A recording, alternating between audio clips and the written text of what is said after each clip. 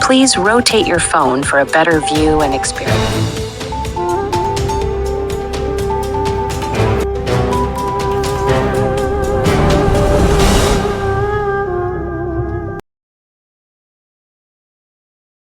Well, I would say this, and I'm going to let that be because that's Israel's decision, but as far as I'm concerned, if all of the hostages aren't returned by Saturday at 12 o'clock, I think it's an appropriate time.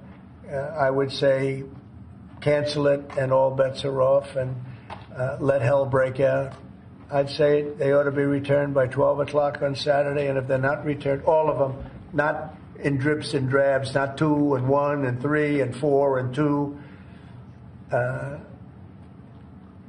Saturday at 12 o'clock, and after that, I would say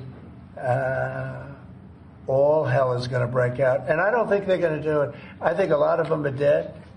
I think a lot of the hostages are dead. No, I would say Saturday at 12, we want them all back. I'm speaking for myself. Israel can override it. But from myself, Saturday at 12 o'clock, and if they're not here, all hell is going to break out.